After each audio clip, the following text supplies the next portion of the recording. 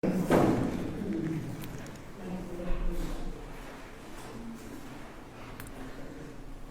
el poema estábamos viendo que en el jardín del Edén Dios había hecho una criatura que se llamó Adán, el primer hombre. Y también vemos allá en Génesis 1 que este Adán fue hecho a semejanza de Dios. Sin embargo, nos dimos cuenta, hermanos, que cuando el pecado entró, esa imagen fue completamente corrompida. De tal manera que no quedó ni la sombra del primer Adán que Dios había hecho en los tiempos originales. Y al pasar de la historia, hermanos, Dios a través de sus promesas fue prometiendo a un segundo Adán. De tal manera que cuando llegamos al cumplimiento del tiempo, Dios mandó a su Hijo en forma de mujer, en forma de hombre, nacido de mujer, nacido bajo la ley. Y este Jesús, nos dice Pablo en Colosenses capítulo 1, que Él es la verdadera imagen de Dios, el perfecto. El único ser que llena perfectamente todas las características que Dios requiere y requirió de sus criaturas. Tanto así que el poema que Pablo nos escribió dice que en Jesús toda la plenitud de Dios habita, mora, reside. Esto es muy importante que nosotros lo entendamos. En un momento les diré por qué. De tal manera, hermanos, haciendo este recuento en la historia de cómo Dios fue trabajando para traer al Mesías y para traer al segundo Adán, y cómo el segundo Adán, repito, sería la verdadera imagen del Dios invisible, llenó perfectamente todos los requisitos y requerimientos que Dios pedía, buscaba, esperaba de sus criaturas, y que el primer Adán no pudo. Y con este pensamiento, por un lado, necesitamos ahora hacer un recuento del 2020 y de todos los problemas que hemos encarado y que hemos visto durante todo el año. Aquellos problemas que para muchísima gente en todo el mundo, en nuestro país, se ha traducido en ansiedades, en preocupaciones, en tristezas y hasta en angustias. ¿Qué está pasando en el mundo? De tal manera que lo que está generando el mundo, principalmente en este 2020, tiene bajo opresión a todo el mundo. ¿Qué necesita hacer la iglesia de Jesucristo cuando voltea a ver y ve todo este caos que el 2020 ha dejado en nuestras vidas y que no terminamos de recuperarnos? ¿Cómo es que Dios puede traer una verdad a nuestras vidas justo en medio de lo que estamos viviendo? Este mensaje del día de hoy, confío que tiene una gran respuesta de parte de Dios para cada uno de nosotros. La clave, amados hermanos, está en Jesús. Gracias a Dios por ello. Y más que nunca te animo en este día que puedas tú recibir con mansedumbre, creer con todo tu corazón en la palabra escrita que el Espíritu Santo ha inspirado y que gracias a Dios lo tenemos en nuestras manos. Y que gracias a Dios Él tiene a bien seguir trabajando hasta nuestros días. Permítanme nuevamente leerle ante ustedes el verso 11. Dice, dos palabras nada más, en Él. ¿Qué palabras más maravillosas? En Él. Esta sección, hermanos, recuerden que les dije hace 8 días que está dividido en 3 secciones. La primera sección, ustedes en Cristo, capítulo 2, verso 11 y verso 12. La sección 2, Dios en Cristo, capítulo 2, verso 14. Y la última sección, Cristo sobre todo, capítulo 2, verso 15. Si ustedes recuerdan, a manera de contexto y trasfondo, hace 8 días vimos precisamente esto. Y el apóstol Pablo, ahora del verso 11 al verso 15, lo que él va a hacer, va a darnos mucho más detalles y descripciones de lo que él nos dijo en el verso 9 y en el verso 10, como una pequeña introducción a esta sección del verso 11 al verso 15. Entonces vamos a estar estudiando, y con la ayuda del Señor, hermanos, ahora sí que dependo de su Espíritu para que podamos entender lo que Dios dejó aquí. Y como dije, hermanos, tengan en mente esto, lo que el 2000, toda la ansiedad, tristeza y hasta angustia que el 2020 ha dejado,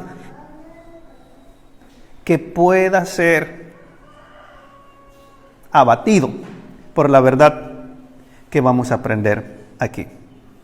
Entonces, miren, verso 11. En él también fuisteis circuncidados con circuncisión no hecha a mano, al echar de vosotros el cuerpo pecaminoso carnal en la incircuncisión de Cristo. Pablo les dice a los hermanos, en Cristo. El capítulo 1, verso 2, les ha dicho que su fe es en Cristo. Capítulo 1, verso 4, capítulo 2 y verso 5, dice que en Él tenemos redención. Capítulo 1, verso 14. En todas las cosas dice que en Él fueron creadas. Y todo subsiste en Él. Y el resto del capítulo sigue diciendo que la tarea de los apóstoles es presentar a todo cristiano maduro en Él. Lo que quiere decir, hermanos, que hasta este punto donde vamos, todo tiene que ver en Él. Y aquí hay una aplicación rápida para nuestras vidas en esta mañana. Si no es en Cristo, todo es en vano.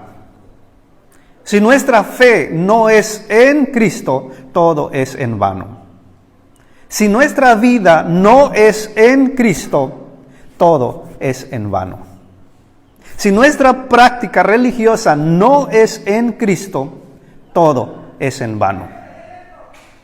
Si toda nuestra práctica y toda nuestra disciplina religiosa no es en Cristo, todo es en vano. Si nuestra perseverancia de aquí hasta el fin del mundo no es en Cristo, todo es en vano. Y esto es lo que Pablo trata de comunicarles a esta pequeña iglesia allá en Colosas. Y claro, hermanos, él va a dar ejemplos gráficos de lo que él trata de decir en cuanto a este tema de ustedes en Cristo. Miren, hermanos, en Cristo estamos seguros. Así como aquella familia escogida y rescatada por Dios tuvo que refugiarse en el arca de Noé para sobrevivir al diluvio, al juicio de Dios, de igual manera en Cristo, el verdadero arca de salvación, todos aquellos que se refugian en Cristo serán salvos y serán protegidos de la desgracia, del diluvio y del juicio de Dios. Ahora el apóstol Pablo va a explicar, y es aquí donde empieza lo complicado, va a explicar, hermanos, cómo es que se da esto. Y él va a empezar con el tema de la circuncisión. Vean lo que dice el verso 11. Dice, en Cristo ustedes fueron circuncidados con circuncisión no hecha a mano, al echar de ustedes el cuerpo pecaminoso carnal en la circuncisión de Cristo. Y tú dices, oye, el verso 11 está repleto de la palabra circuncisión. Así es. El autor quiere enfatizar muchísimo en esta palabra. Así que, hermanos, vamos a entender y vamos a encontrar de qué manera esto es un mensaje práctico para nuestras vidas y no tanto teológico acerca de la circuncisión. Bueno, recuerden que los hermanos colosenses allá en la casa de Filemón son gentiles, no judíos. Y ustedes saben, hermanos, que una de las marcas más importantes para la raza judía es la circuncisión y guardar el día sábado. Pablo todavía no tocará el asunto del sábado, pero tocará el asunto de la circuncisión. En otras palabras, hermanos, alguien que quería estar en la comunidad de Jehová tenía que circuncidarse, me refiero a los varones, circuncidarse y guardar completamente el día sábado. Estos eran los requisitos para estar en la comunidad de Jehová.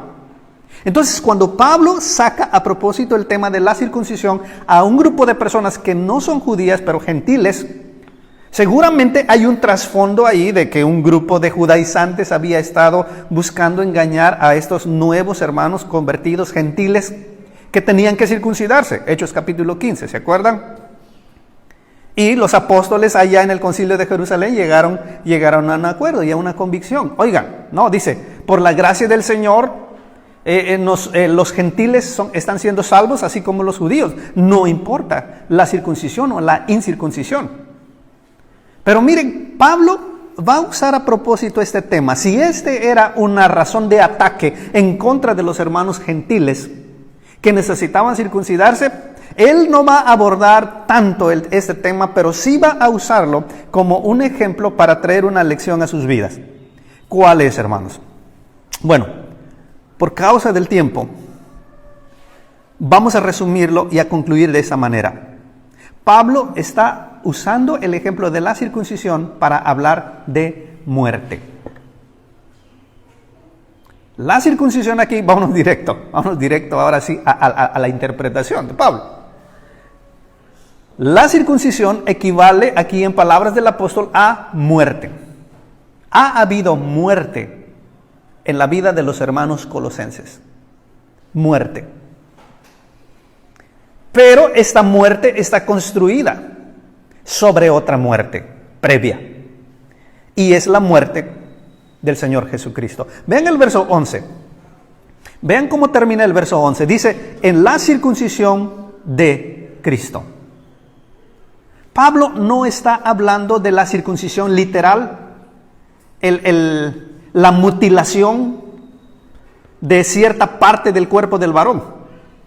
Pablo no está hablando de eso. Pablo está usando la palabra circuncisión para hablar de muerte. Pongan mucha atención lo que dice el verso 11 nuevamente. Lean, por favor. Dice, en Cristo ustedes también fueron circuncidados. Pero esta circuncisión no fue hecha a mano. Ahí le está dando duro a los judíos. Y todo este tiempo que practicaban la circuncisión. Dice, ustedes en Cristo han sido circuncidados. Solo que no lo hicieron los judíos. No fue por rito, no fue por religión, no fue por ceremonia. Sino esta circuncisión, y aquí está lo que yo necesito que ustedes entiendan. Esta circuncisión fue divina. Porque fue llevada a cabo por manos no humanas. Y miren lo que sigue. Al echar de ustedes el cuerpo pecaminoso carnal. Miren, número 1, esta circuncisión es divina. Esta circuncisión, número 2, equivale a la muerte. La circuncisión de los judíos nada más era quitar un pedazo de cuerpo del hombre, del varón. Pero esta circuncisión que Pablo está diciendo aquí en Colosenses capítulo 2 es total. ¿Lo ven ahí? La circuncisión que Pablo está diciendo aquí es total. Es como que si Pablo nos estuviera diciendo, oye, si tú fuiste atacado por no circuncidarte, de acuerdo al rito y ceremonia de los judíos, tranquilo, no te preocupes. Mira, la circuncisión que ellos practicaban era parcial. Nadie moría por ser circuncidado. ¿Por qué? Bueno, número 1, porque esa circuncisión era hecha, ellos mismos lo hacían. Mutilaban el cuerpo, cierta parte del cuerpo del varón. Pero no representaba la muerte. Pero la circuncisión de Cristo, dice Pablo, representa y equivale la muerte total. En otras palabras, Jesús ha muerto. Pablo le llama a la muerte de Jesús circuncisión.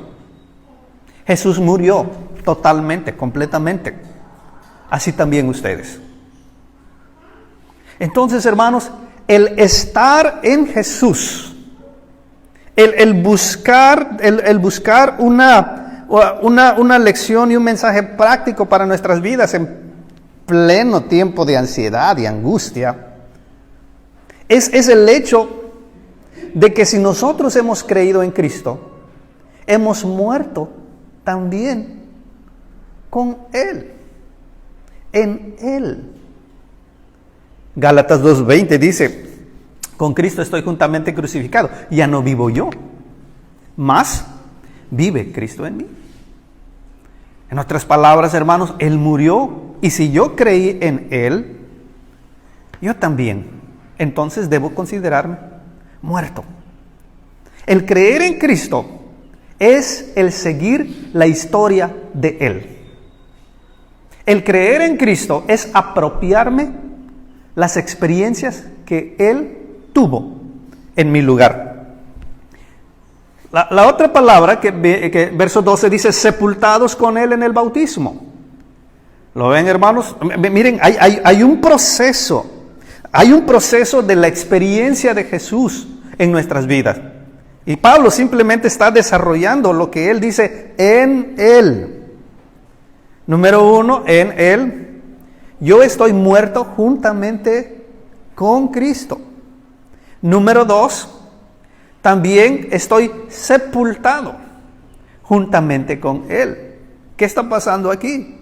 Estamos siguiendo la experiencia de Jesús. Estamos siguiendo la escuela de Jesús.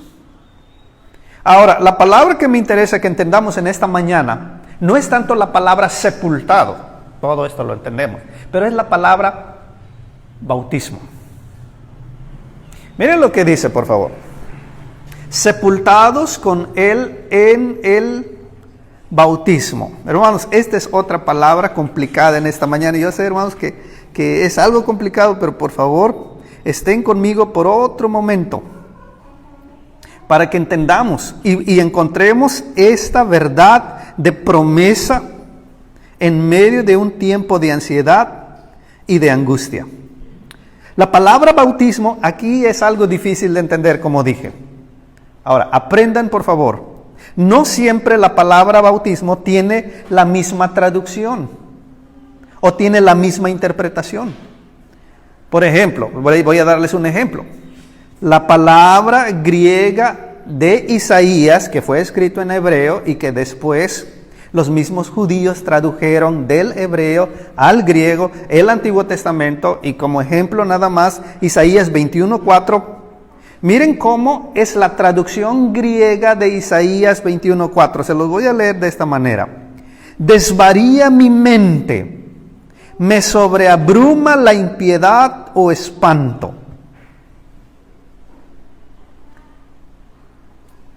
Si ustedes pudieran leer la traducción griega de Isaías, ustedes leerían bautizo. Cuando dice, me sobreabruma, de la impiedad o el espanto, desvaría mi mente. Está usando la palabra bautizo. Me bautiza la impiedad o me bautiza el espanto. ¿Qué significa esto, hermanos? Ahí no está hablando de que te zambuten en el agua y te saca. ¿Ven cómo la palabra bautizo es diferente aquí? O por ejemplo, ese mismo verbo de bautizar que leímos en Isaías 21:4 es el mismo verbo que encontramos en 2 de Reyes 5:14. Todo el mundo conoce la historia. Cuando Naamán estaba en el río Jordán, tenía lepra, ¿se acuerdan? Y vino el profeta de Dios. ¿Y qué hizo con él, hermanos? Lo bautizó. Le dijo que se bañara en el agua. Es el mismo verbo. Bautizo. Como lo encontramos en Isaías. Entonces, si seguimos esta línea, hermanos, espero no se confundan. Si seguimos esta línea, nos va a llevar al Evangelio de San Marcos. ¿Y quién mejor que Jesús, el mejor intérprete de toda la Biblia, nos va a ayudar a entender qué es lo que Pablo trata de decirnos cuando él dice que fuimos sepultados en el bautizo? Dice, en Marcos 10:39, Jesús habló acerca de su muerte, como el bautismo con que él sería bautizado. En esa historia, allá en Marcos capítulo 10, Jesús muy a propósito sacó el tema de su muerte, que él iba a morir pronto. Pero él no usa la palabra muerte, él usa la palabra bautizo, ¿sí lo ven? Y no solamente eso, pero él luego aborda a dos de sus discípulos que estaban duro y duro, que querían cierto lugar de honor. Y miren lo que Jesús les dice. Bueno, concedido. Santiago y Juan, me refiero. Dice, ustedes serán bautizados con el mismo bautizo que yo voy a ser bautizado. Y no se refería al bautismo cristiano cuando alguien cree. Se refiere, o Jesús se refería a la muerte misma. Entonces, ven cómo Pablo está jugando con las palabras aquí. Hermanos, Pablo está enseñando, Pablo está buscando traer un mensaje de consuelo, de perseverancia a este pequeño grupo que después sería atacados en Colosas. O sea, no vayan a pensar, hermanos, por favor, no necesito clases teológicas. Mira lo que estamos viviendo, no estamos como para recibir clases teológicas, por favor. Hermanos, es la teología que Pablo está usando para traer un mensaje de perseverancia, un mensaje de persistencia, un mensaje de esperanza en medio de todo un caos. Y él simplemente le está diciendo, oigan, ustedes han muerto con Jesús, están siguiendo la experiencia de Jesús. Ustedes fueron sepultados a ser bautizados con el mismo bautizo que Jesús. Otra vez, muerte. Ustedes murieron en Jesús. No hay algo vivo que haya quedado, que está pendiente. Ustedes murieron juntamente con Jesús el día que ustedes creyeron. ¿Por qué fue necesario morir, hermanos? Miren lo que dice el verso 12, por favor. Sepultados con él en el bautismo, en el cual fuisteis también resucitados con él, mediante la fe en el poder de Dios que le levantó de los muertos. Ahora entendemos claramente. Bueno.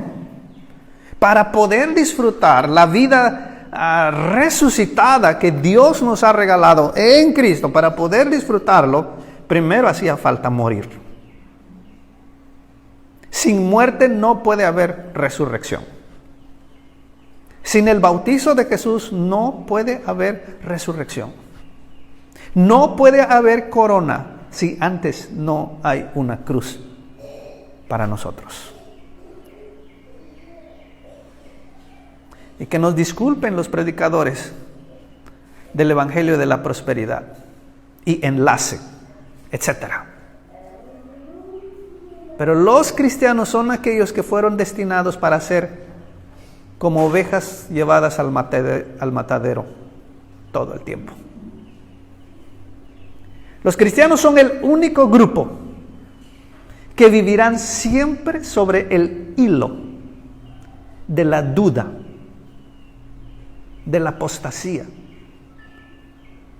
y que simplemente dependerán absolutamente de Dios para poder perseverar hasta el fin. Y esto es lo que Pablo trata de comunicarles. No puedes rendirte si estás en Cristo. Es necesario que entiendas que por haber creído en Cristo, moriste su muerte. Fuiste bautizado con el mismo bautizo de Jesús. ¿Cómo puedes esperar una vida próspera en esta tierra si Él no la tuvo en este sentido? Porque lo que Dios en verdad busca y quiere para su pueblo es la vida resucitada. En el capítulo 3 lo vamos a ver con detalle. Cuando Él dice, sí pues, han resucitado, ustedes mostrarán esto, esto, esto y esto. Pero miren el verso 12. Al punto donde Pablo quería llegar es a una vida resucitada. A una vida donde el poder de Dios Simplemente es la razón de ser de su pueblo. Entonces, hermanos, estamos hechos vivos. En Cristo hemos muerto, hemos sido sepultados, pero en Cristo también hemos sido resucitados. Hemos sido hechos vivos. Y no solamente, hermanos, disfrútenlo por favor. Verso 13. Y a ustedes, estando muertos en pecados y en la incircuncisión de vuestra carne, les dio vida juntamente con Él. ¿Ven? Una vida resucitada. Pero miren, ¿en qué consiste una vida resucitada según Pablo en este pasaje? Vean bien, hermanos, vean bien su Biblia, ¿en qué consiste una vida resucitada? Consiste en el perdón, y dale gloria a Dios, en el perdón de todos nuestros pecados. ¿Por qué no subrayan esta palabra gloriosa? Perdonándonos algunos pecados. ¿Qué dice ahí, hermanos? Todos. En griego es todos y cada uno. O todos sin excepción. Esta palabra es maravillosa. Perdonándonos todos nuestros pecados. Pecados de los cuales estábamos conscientes. Pecados de los cuales no estábamos conscientes.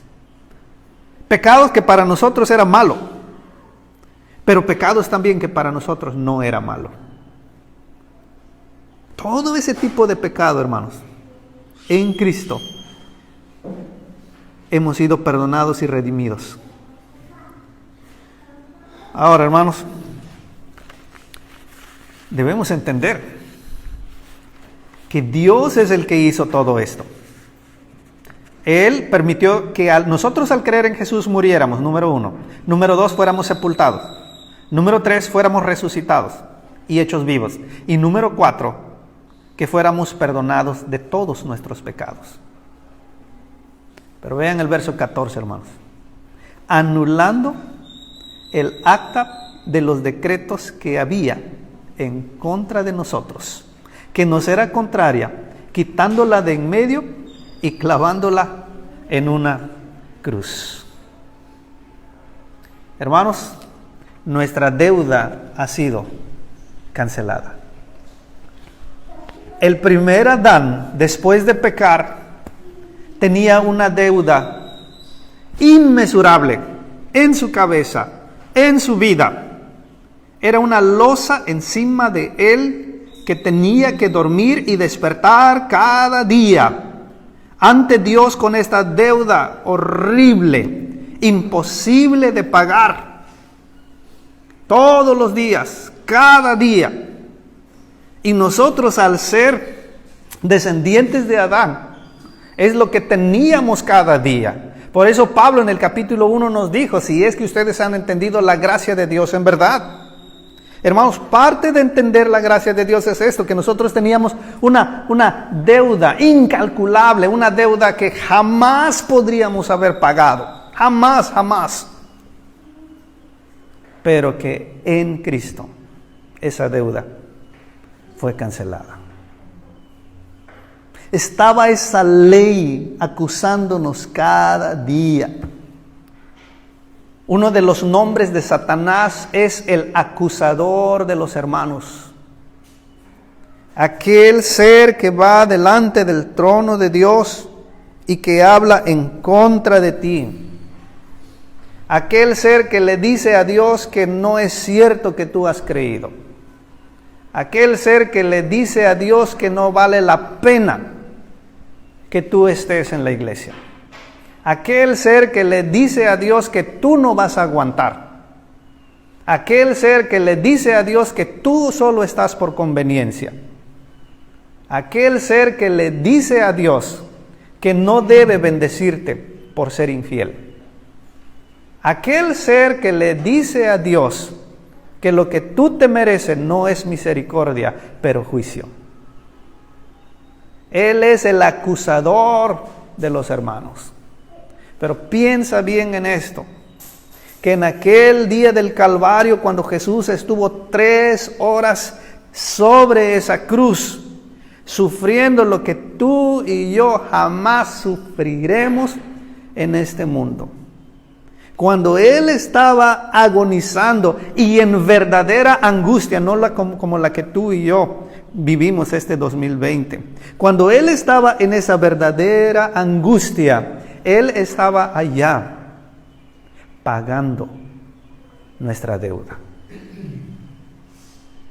Y si Él pagó nuestra deuda, ¿cómo no podemos nosotros contribuir también entonces? ¿Qué dice Jesús en su oración, hermanos? Y perdónanos, ¿qué, hermanos? Así como nosotros perdonamos a nuestros deudores. La deuda eterna e imposible de pagar de parte de nosotros hacia Dios fue cancelada cuando Jesús murió. Vean el verso 14. Anulando el acta de los decretos que había contra nosotros, que nos era contraria, quitándola de en medio y clavándola en una cruz. El acusador, hermanos, quien es Satanás y todo su ejército que no cree en la iglesia, que no cree en los hermanos, el espíritu de Satanás en las personas de afuera, que no es cierto que cree, es un hipócrita, es esto, es aquello, yo por eso no me acerco, yo por eso no creo, porque conozco a tal, y conozco a tal, y conozco a tal, es el mismo espíritu de Satanás, que es el acusador de los hermanos. Pero miren, nunca hemos puesto atención a este versículo, miren lo que Cristo ha hecho en contra de eso. Vean bien el verso 14, dice que los ha avergonzado. La palabra griega aquí es los ha avergonzado. Quiero que piensen en la imagen de Jesús en la cruz, hermanos. La imagen de Jesús en la cruz no es como lo pintan. Yo sé que lo hacen, hermanos, por no ser tan exagerados, pero la imagen de Jesús en la cruz fue completamente desnudo. Nuestro Señor estuvo completamente desnudo. Esto era parte del castigo de la crucifixión, ser exhibido, ser avergonzado en público, completamente desnudo allá. Entonces, hermanos, cuando nosotros pensamos que los romanos, que los líderes judíos estaban ganando en aquel día, avergonzando a nuestro Señor, completamente desnudo en la cruz. Y cuando María, la madre de Jesús, no se aguantaba y lloraba, y tal vez los demás discípulos que estaban ahí, lloraban por ver a su maestro completamente siendo avergonzado y exhibido, desnudo, delante de todas las risas, las carcajadas, las burlas de la gente. Tú y yo jamás teníamos idea que lo que en realidad estaba pasando en ese día es que Jesús estaba exhibiendo y avergonzando a Satanás, el acusador contra nosotros. Quiero que con fe veas, por favor, el verso 14, porque esta es una historia para ti. Dios trata de traerte un mensaje de perseverancia, de persistencia, de esperanza. Ve el verso 14, anulando el acta de los decretos que había contra nosotros, que nos era contraria. Miren qué hizo Jesús, la quitó de en medio y clavándolo en la cruz y despojando a los principados y a las potestades. Miren lo que dice, los exhibió públicamente, triunfando sobre ellos en la cruz. Amén, hermanos. Conclusión. Hasta el final entonces podemos ver que el sufrimiento de Jesús simplemente era parte de algo maravilloso, de la verdadera felicidad al final del día. Quiero que disfruten con fe cómo cierra el verso 15. Triunfando sobre ellos. ¿Dónde, hermanos? En la comodidad. ¿Dónde triunfó sobre ellos, hermanos? en la cruz. Esta es la escuela de Jesús, esta es la experiencia de Jesús. Y que Dios nos dé gracia desde esta vida, todos ustedes, que Dios nos dé gracia en poder apropiarnos de esta palabra. Porque no puede haber triunfo si no hay vergüenza. No puede haber verdadera felicidad si no hay vergüenza. No puede haber completamente un logro si no hay una muerte que sufrir, experimentar. Primero, amados hermanos, todo es posible en Él. Amén. Ahora ya entiendes qué significa en Él. Pablo te está diciendo, oye, vas a perseverar hasta el fin. Vas a perseverar hasta el fin. Vas a aguantar hasta el fin. Sí, Pablo, pero dinos cómo, por favor, porque mira el 2020, mira cómo estamos bajo su opresión. Estamos viviendo tristezas, preocupaciones, miedos, hasta angustia, ansiedades. Y Pablo nos contesta, hay una única manera de cómo atravesar ese valle de sombra de muerte. ¿Cuál es? En Él. Sí, Pablo, pero ¿qué significa en Él? Yo quiero una solución, por favor, dámela. ¿Qué significa en Él? Número 1, muere. Porque solamente muriendo serás levantado en el poder de Dios. Y número 2, tienes que agradecer que no le debes nada a Dios porque Jesús lo ha pagado. Solo le debes obediencia, amor, fidelidad, fe, pero no le debes nada que Jesús no haya pagado. Romanos capítulo 8. ¿Quién nos condenará? Jesús es el que murió. Jesús es el que está intercediendo en favor de nosotros. Amén, hermanos. Oh, por favor, seríamos muy necios de estar haciendo lo que se nos dé nuestra regalada gana. Bueno, no tengo deuda, entonces Jesús pagó todo. No creo que Pablo esté hablando de eso. Pablo está hablando de que debes levantar tu rostro en humildad y decir, mi Salvador ha pagado, por el cual el diablo y su ejército me acusan. Tengo una vida resucitada. Todo lo que hago debe ser en Cristo y debe ser para Cristo. Amén. Gracias a Dios y que Dios nos haga recordar este mensaje, hermanos. Amén. Hermano Moy.